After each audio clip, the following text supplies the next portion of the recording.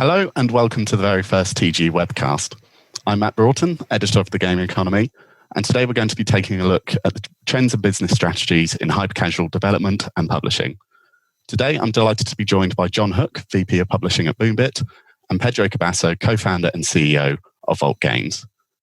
Before we get started, gents, if you'd like to introduce yourself in far more eloquent depth than I can. So, Jon, let's start with you. Thanks, Matt. It's great to be joining you. I'm VP of Publishing at Boombit. My role covers every aspect of game development that we work on. So, hypercasual is a big focus of ours now. Kind of started there when hypercasual was sort of free to play back in sort of 2014. Since then, moved into other game genres as well. But right now, very much focused on the hypercasual space. Awesome. Pedro. Right. Pleasure being here, Matt. Thank you for having us. Quick introduction on myself and Vault. I've been in the industry for around 10 years now, for around when the industry was a lot less competitive. Now it's a lot of big players, so it's a lot tougher to get the games on the top charts. And yeah, at Vault, we were founded in January this year. We're focused on hyper-casual games at the moment, and that's our aim. In the near future, we hope to also grow the team to more mid-core, to casual titles. But yeah, at the moment, we're tackling hyper-casual, and that's a very nice industry. Awesome. So before we get started, there is the opportunity for those of you in the audience to ask questions to our panelists. We'll aim to get those in sort of 5 to 10 minutes before the end of this webcast. So starting off by casting our minds back to kind of the before times as such. Up until the start of the year, how was the hyper-casual mobile market evolving? And what would you guys say were the standout trends within that? Jon, let's start with you. Yeah, so I mean, hyper-casual, despite a lot of people wishing it to fail, just continue to grow. We're looking at like a $4 or $5 billion market cap. More and more sort of developers and just incredible talent building games by the day, and the same from a publishing perspective. More and more publishers popping up. Overall, just the knock-on effect of that in terms of all this great activity, inevitably.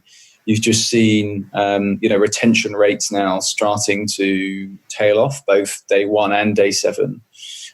From a game genre perspective, I mean, this is what I love, right? You 1 week is never the same, but overall, we've seen, kind of a rise of ultra casual games at the lower end of the market. So these are the sort of ASMR feel-good games where you'll be sacrificing game art, but you're going after a much broader hyper-casual audience and a very low CPI. Puzzle games, always very strong in the casual sector, and now we're seeing, have seen some really big hits like Wobbleman and Go Knots 3D as the kind of next emerging top genre. And generally puzzle games have very good retention, unlike ultra casual. And then, since the start of the year, we've seen a lot of games that are adopting this kind of swerve-based mechanic that I guess was kind of started by the team at Supersonic with Ultimate Disc. So we're seeing lots of different types of games now with this swerve mechanic that, seem to have very good early metrics. And then, again, I think at a business level at the start of the year, the trend that we were seeing was just sort of consolidation, both at a developer level, but also at a kind of a publisher level. And, that I know we're going to talk about that in more detail, but that trend is definitely accelerating. Yeah, maybe what I can add here is that if you essentially compare the industry from around 3 years ago, the hyper-casual industry, the complexity of the games was a lot smaller, right? You had games like Helix Jump, Snakes vs. Blocks, a lot of 2D games, which are, in a development perspective, a lot easier to integrate. And nowadays, you see a lot more complex titles like Ultimate Disc, like Jon mentioned, or even games that have different phases of gameplay, which I see that as becoming a bigger trend nowadays, like Jewelry Maker. You see Hyper School with very different gameplay types across the game itself. So I see that as an interesting trend. And yeah. Awesome. So how has the COVID-19 pandemic kind of either accelerated or reversed some of those trends in terms of gameplay? And have there been any kind of major winners or losers within that? So, I mean, I'll give you two perspectives. At Boombit, we've really not seen a lot of impact because, you know, while CPIs have dropped, so have eCPMs. So in our hyper-casual games, really not that much of an impact. Where we've actually seen a positive rise is our more IP-based games. So kind of like casual, mid-core RPG, where there's more of a direct correlation between sort of player time and revenue.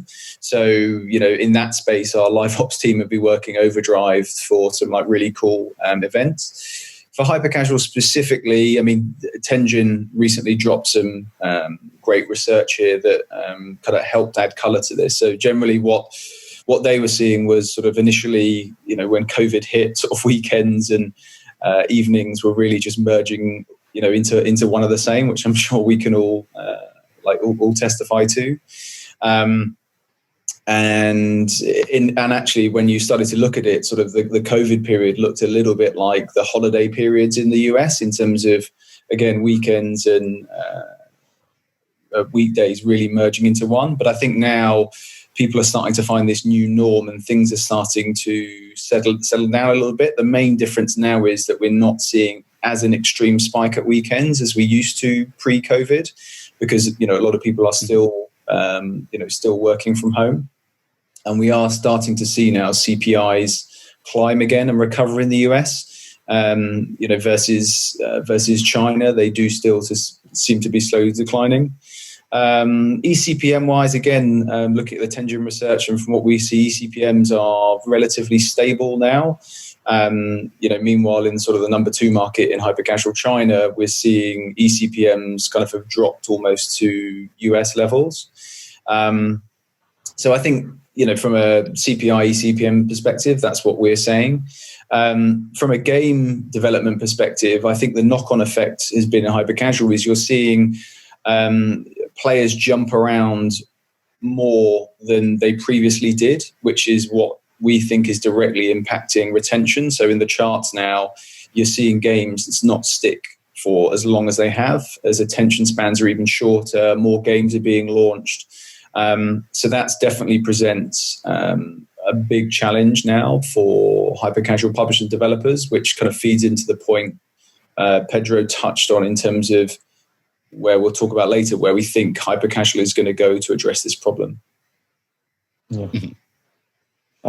Just to add a little bit more on that, not much to add actually, but one of the questions that I was asked yesterday by a friend of mine was, how will hyper-casual tackle the problem of people not commuting to work, not as much as before, because hyper-casual is usually associated with people playing while on the bus, on the train. Now people just don't have that time anymore, just stay at home all time. So it was an interesting question. I didn't quite know how to answer it, because from what I see from a COVID-19 perspective and its impact on the industry, hyper-casual specifically, was that in the beginning it was really positive, but I think it's stabilized a little bit. And from what I talked with this friend of mine, was our mutual reading was that people, when they are at home, they usually want bigger playtime sessions, and maybe they will go towards more mid-core casual genres.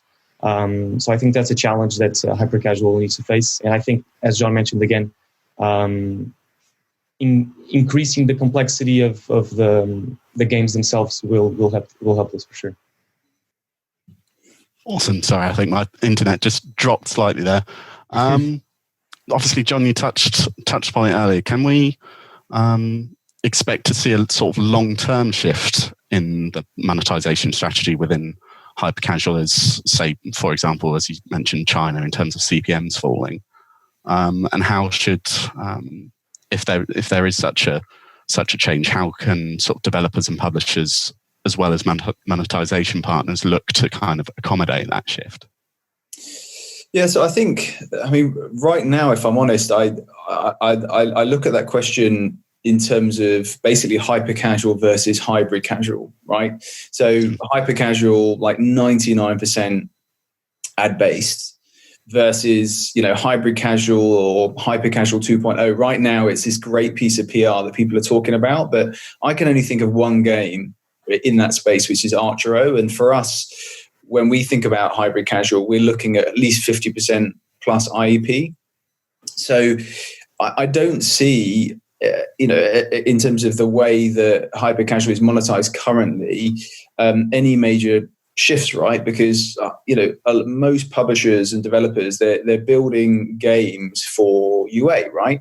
Mm-hmm. And there are various kind of let's call it like tricks. I wouldn't say necessarily a black box, but tricks. And there are ways that you can decrease CPIs to kind of fool users. So based on like this amazing ad quality, and the user clicks and they get to the actual gameplay and it's all pixelated. So your metrics might look great in terms of like loads of installs, great day one, but your LTV is pretty awful.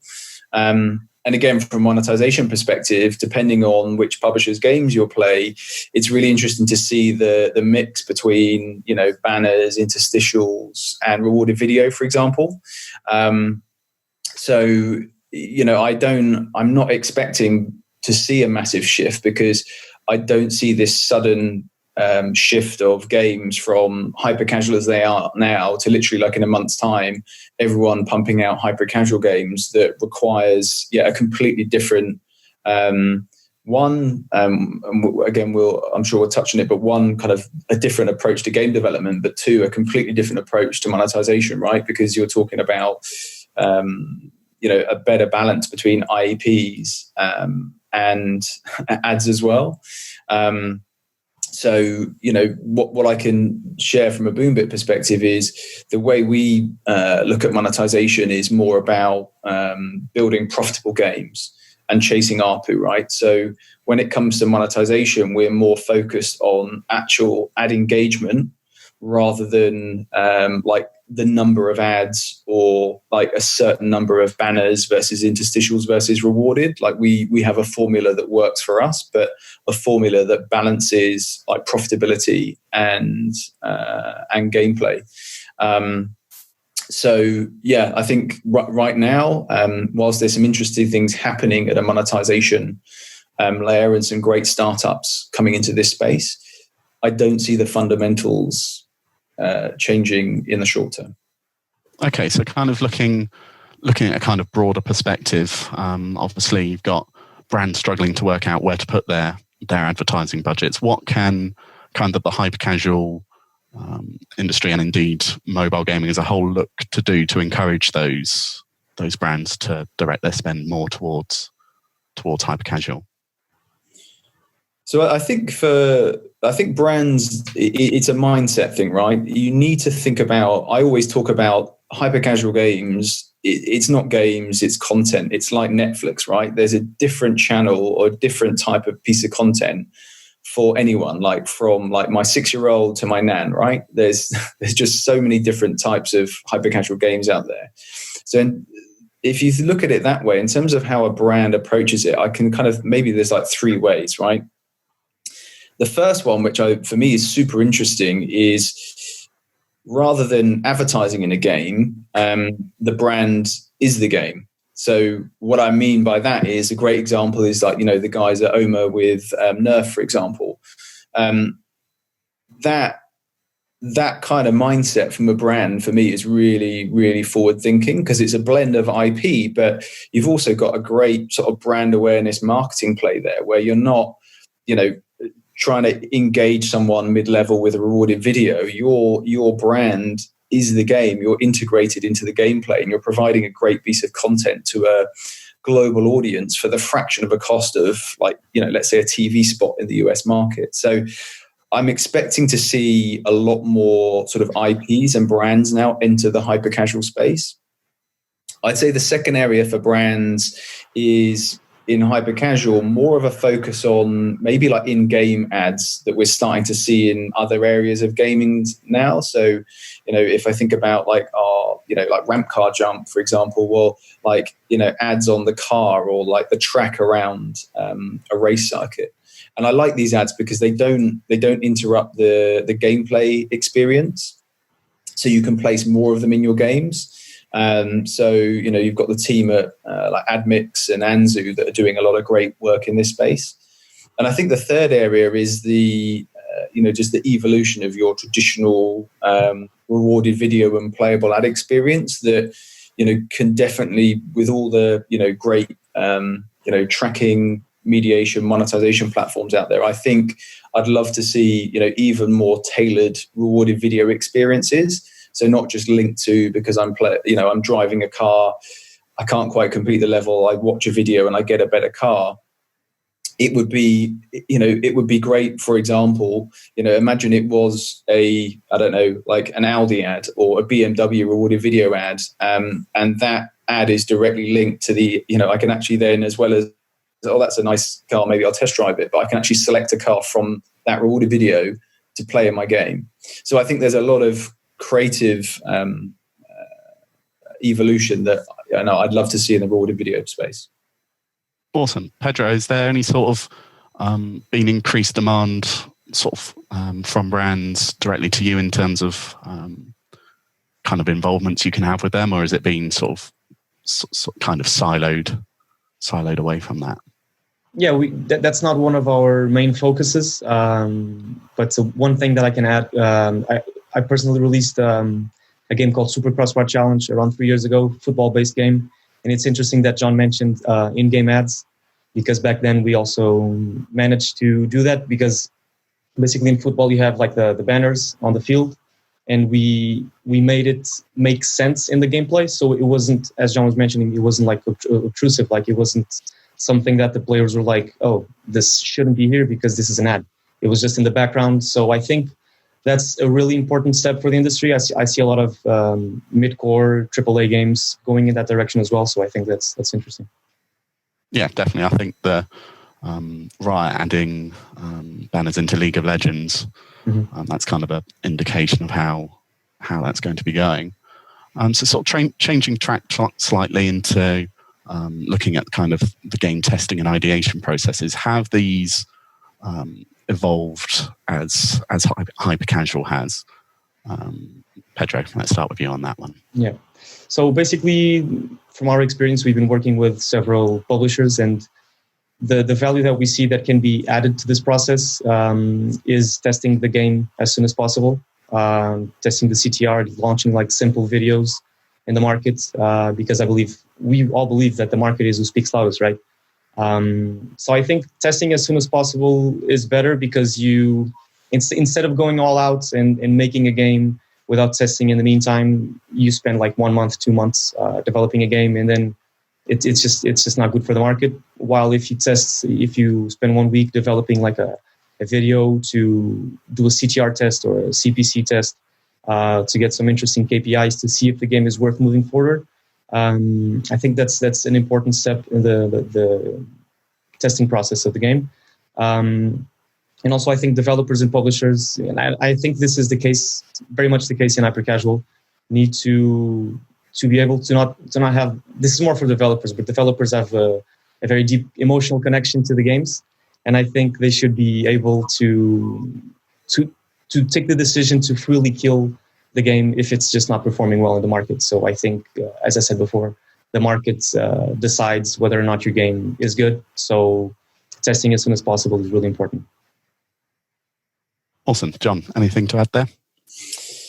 Yeah, I think, look, Pedro makes a great point about like the mindset required to succeed in HyperCasual. And it's a conversation I have every day, which is you have to be data led and not get over emotional about a game, because, we run a business, Pedro's running his studio, and your time has to be accounted for.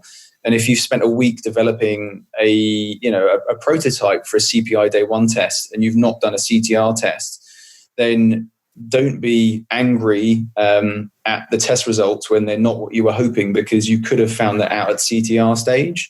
So, really roughly, like we found that if you've got a CTR of around 4% on iOS US, there's a 95% chance your CPI is going to be around 20 to 30 cents, right? So whilst I'm not a huge fan of CTR, because it's really not indicative of like LTV quality users, it's the best way right now to validate an idea at a super early stage.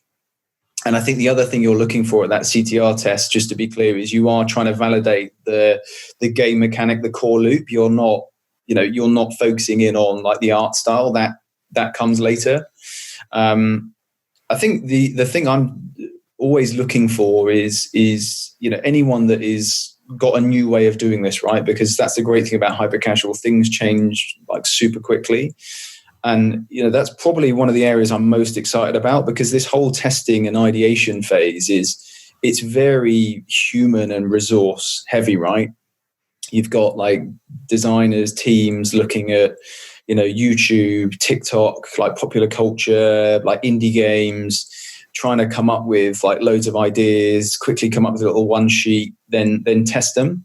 And I think there's a lot of automation in other areas of hyper-casual, like, in the monetization, like the bidding space, for example. But in the actual like game ideation, I've seen a couple of very exciting startups that are looking to automate that testing process. So, let's say a team of 2 might be able to do, 2 to 4 ideas a day in CTR test. These teams are using AI and machine learning to do like 1,000 plus like computer generated ideas a day. So I'm looking at this area of testing as one of the biggest areas that can be automated and sped up in the next, let's say 12 months. But to Pedro's point, right now, I get it from a developer's perspective. This is one of the hardest things, because every publisher has a completely different like approach to hyper-casual like testing and processes. They've got different benchmarks, different requirements. There's different ways that they test. Some share data, some don't. There are some challenges sometimes on Facebook's algorithms. So, I know some people are starting to test now, not just on Facebook, but on like rewarded video networks, on Snap, so that they can also validate their Facebook results. So, what I would say generally kind of CTR before doing a CPI day 1 prototype is generally standard, but there definitely isn't a one size fits all when it comes to like views on like what a good day 1 is, or a good CPI is, or a good day 7 is. And the answer to that is because it entirely depends on what I mentioned earlier, that publishers or studios goal. Quite simply, is it revenue or is it profit? And then that will come down to like your setup internally and your margins, and therefore whether you can make a profitable game with a CPI of, 10 cents and a day 1 of 30, for example, versus a CPI of 30 cents and a day 1 of 40. So that's why you see quite varying processes and metrics from different publishers and studios. So in terms of those, the ideation and design processes, as you mentioned, they're very kind of resource heavy and human process heavy. How has the pandemic kind of thrown an even bigger spanner in the works as such in terms of those processes, or has it kind of forced studios and publishers to be a bit more look towards streamlining those processes? Yeah, at the beginning of the pandemic, it was tough for us to adapt as a company to that. We've tried to find and to manage several ways to increase productivity. But yeah, our main focus in the studio at the moment is developing games and ideating and coming up with good game mechanics. But we actually managed to keep, in our opinion, the productivity levels pretty high. But yeah, maybe I'll leave it to Jon to complete that answer. Yeah, I mean, I think generally, certainly in mobile games, at Boombit and speaking to peers, I don't think we've had any issues with processes, because we've been quite well set up with tools like Slack, Asana, Notion, Salesforce, etc., compared to maybe other sectors. I think the hardest challenge from a process perspective has been this ideation, right? Because hyper-casual games is all about popular culture, in a worldwide audience. And I think during COVID, the speed at which the type of content people have wanted has changed so quickly, because, Pedro said earlier, because people aren't, commuting to work, all of a sudden there's all this there's more downtime to suddenly fill than there maybe was. So I think that's actually been one of the biggest challenge from a process perspective, trying to keep up with like the insatiable appetite of this global hyper-casual audience and the types of games they want. So a couple of examples, obviously at the start of COVID, there was no sport, and we were seeing, a huge interest in like sports type of content because there was just nothing to watch. And, now that's started to kickstart. We've seen that interest like fade a little bit. So, being able to react super quickly to that without this supercomputer or machine, and you're the kind of same team and processes, that definitely is a challenge because there's only so many hours in a day that you can sit looking at TikTok, Snap, watching indie games. That makes sense. So kind of looking now towards the relationship between developers and publishers, how has this changed as HyperCasual has evolved as a sector, and how do you see these relationships evolving going forward? Obviously, with a lot of studios now pivoting more towards a self-publishing model, and also those adopting a more sort of hybrid approach. Yeah, we've been working with publishers for quite some months now, and I've personally been in the hyper-casual industry for around 2 years now. And I've seen great changes here when it comes to developer and publisher relationships. I feel like there's been an increased thirst for talent in game when it comes to game development, because there's just, and this touches a topic that we mentioned before, the increased complexity of these titles. You need talented studios that manage to deliver good prototypes in a timely fashion, and I think that's really important. And I think publishers have been noticing that, and they need studios that are able to deliver that. I also feel like the relationships themselves have been strengthened. There's a deeper relationship, more knowledge sharing from both sides. Usually there's more knowledge to be shared from the publisher to the developer because there's more. They usually are a bigger team. But yes, I see great things moving forward. I've seen great changes. And as the complexity of these titles increases, I think these relationships need to be even better for the titles to be even better, right? So yeah. Yeah, I mean, it's changed a lot. I mean, before Boombit, I spent a couple of great years with the team at Oma Games, building out that business. And when we started that, it was, it just wasn't as competitive. There weren't as many publishers, and not as many developers. So when I think about the kind of commercial model, let's say, you would see kind of standard net profit terms of, maybe kind of 70-30 and, very, at the time, sort of fair terms for a certain number of prototypes a month. When I look at the market now, it's quite simply supply and demand. There are so many publishers in the market, and as Pedro mentioned, there is an absolute war for talent. And you've got Voodoo raised 200 million. Iron Source with $1 billion market cap has spun out Supersonic. You've got Lion making some amazing, AppLovin making some amazing acquisitions, and they have Lion. So some very well-funded publishers. So, cash is not a problem for them. So I think if you are one of these top developers right now, you're in a fantastic position to be able to get publishers to basically fund your growth and your business. But I do think, unfortunately, there is a downside to that, because really it depends on your strategy as a publisher and what you're looking for. Because to be able to compete with some of the companies I've mentioned, you can't necessarily compete when it comes to cash. And when I put myself in the developer's shoes, and a lot of friends that are running studios, the thing that for me is most important if I'm a developer is, if you're a good developer and let's say you could build a video and you've got CTR of 4%, you're going to be able to get a publishing deal, right? But the most important thing in HyperCasual is that you're always learning, right? So for me, the starting point shouldn't be about, well, how much money do I get? How much do I get per prototype? The starting point needs to be a conversation around, how are you going to support me? So, what I mean by that is, well, what resource am I going to get? How are you going to help me learn? If I send you a game idea and you reject it, are you going to give me some feedback on why you rejected it? So again, when I come back, I can come back with a better idea.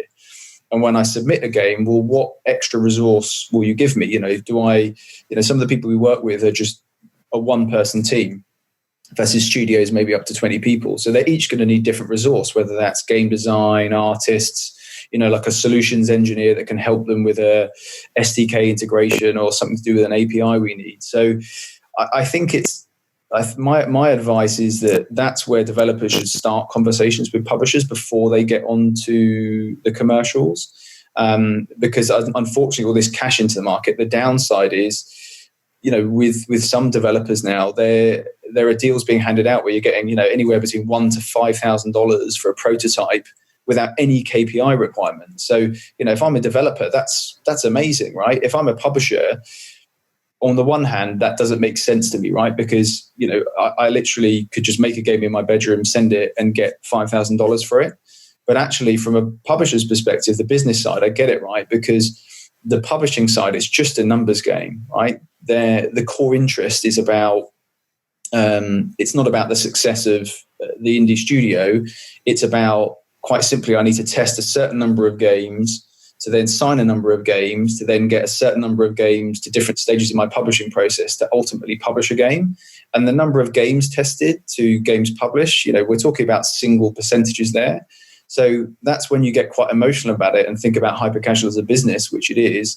And I think that's where developers need to go into this process with their eyes open, right? If you're signing for one of these big publishers, they're going to have 100+ studios on their books.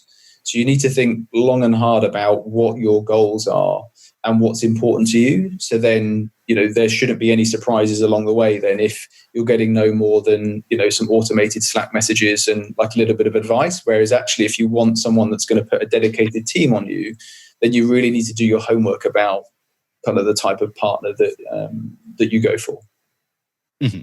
So where you kind of say it's a numbers game. So Pedro, as a developer, how do you feel like you can make your titles stand out amongst all that noise?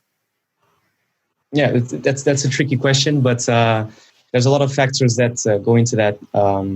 We usually, when we start developing a game, I personally, I'm also a developer, I look into it as I need to make this look good first. Of course, we need to have the mechanic, but I think polishing the game at an early stage is really important. I know that other people think the opposite. I know that other people think that mechanic first and then just simple graphics. But I think to stand out, I think visually it needs to pop out to the eye, like cartoony effects and other things that we see that are trending on the market.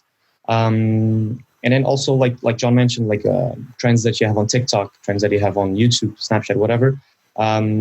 There's a lot of factors that we take into account to try and make our game stand out the most. Whether it be visually or mechanic, I think visually is very important. It's the first impression that we cause to the user. So I think the polish phase is one of the most important that we take into account in both games. Mm-hmm. So this one's probably more towards you, Jon, where there kind of has been a more sort of diverse set of publishing methods now. Is there any sort of key benefits and drawbacks to each of these? So, for example, self-publishing versus a kind of revenue share model. Are there any kind of key benefits and drawbacks to?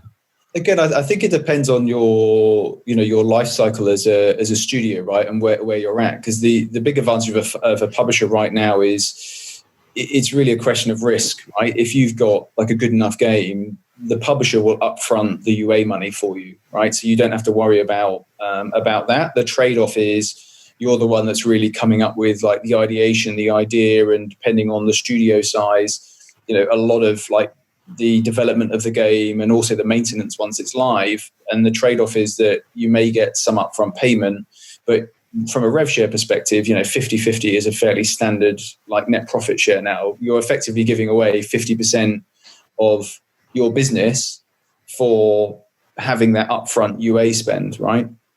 So I think now, we've mentioned this already. I think you're starting to see some studios now self-publishing, right? Because they're realizing that, well, if I can raise some angel money, or there's some really great, platforms out there that will kind of lend you money directly linked to your ROAS. So like, Matt and the team at Sugar, for example.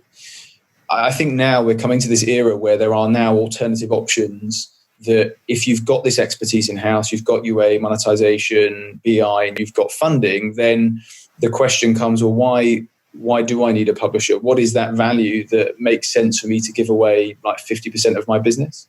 So, you're already starting to see it happening. Like the guys at Suji Games are doing an incredible job, both in terms of the games they're developing, but kind of self-publishing. And, from the kind of M&A investment side of my role, I'm increasingly hearing that ambition now from the top hyper-casual studios, which is like, it is great working with publishers. We've learned a lot, but we now really want to be independent so that we can control, our own processes, ideation, benchmarks, but ultimately like game profits, right? Because when you're not working with a publisher, well, you don't have to have like 50 million downloads to generate a profitable game. It really just changes the business model. So I think, and it's happening slowly, but I think that is definitely a trend that I'm watching quite closely from the kind of M&A investment side of my role. But I think, fast forward sort of 12 months, it's not like all of a sudden they're going to take out Voodoo, but I think there's going to be a lot more equal balance between publishers topping the charts and actually studios doing it themselves. Awesome.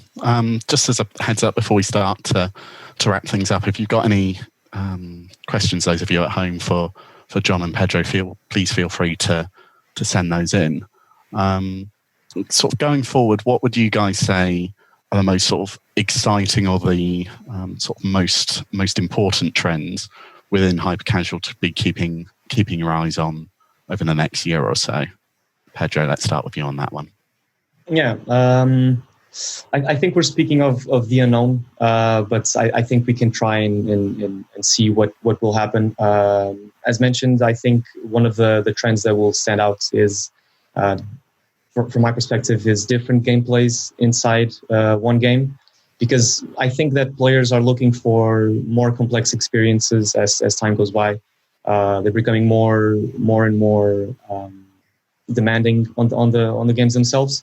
So I think developers and publishers should be on the lookout for producing more complex experiences. And from a developer perspective, I also see as maybe becoming a trend.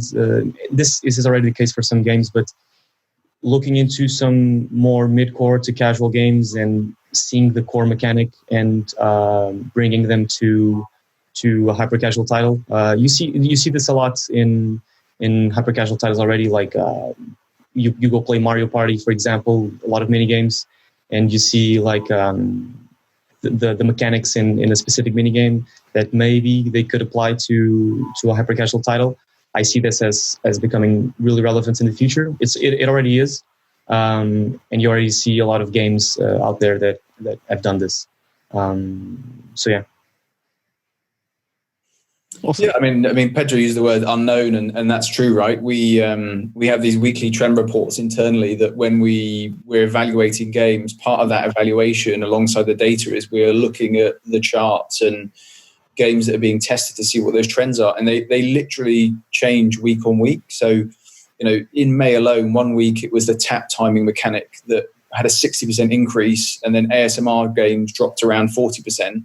And then the week after, the swerve mechanic was number one. So that, you have to get comfortable with that, because what a good game looks like will literally change on a week by week basis. So you have to have a super flexible business model and process to allow for that.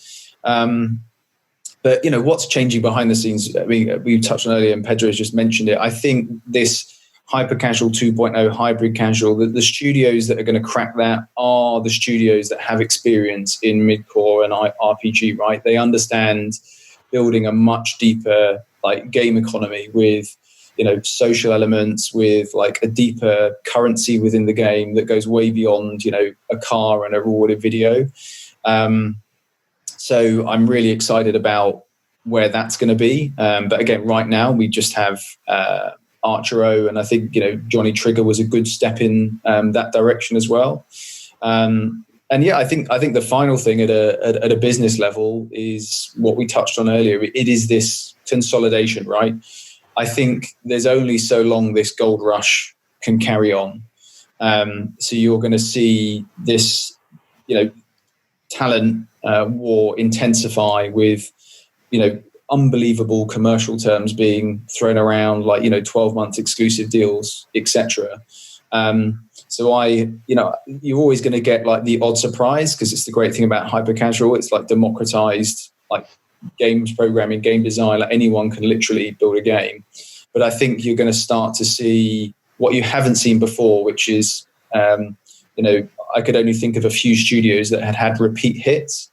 I think now, with a kind of laser focus on these top studios and some of the automation and tech improving, like I said, I think you're going to start seeing some of these top studios, either independently or with publishers now, being able to, do what Voodoo have done incredibly successfully, which is now starting to have, more repeat hits. And then the knock-on effect of that is going to mean that you're going to see, this kind of secondary or even third layer of publishers and developers, start to struggle to be relevant. Awesome. Well, that just about wraps us up. I can't see any questions come through, but any ones that you want to reach out to these guys after this webcast, please feel free to do so, and I'm sure they'll be happy to answer those. Pedro, Jon, thank you both ever so much for your time. It's been a really useful and insightful conversation. And thank you to all those of you who've tuned in and listened. Thanks for having us, Matt. Thank you.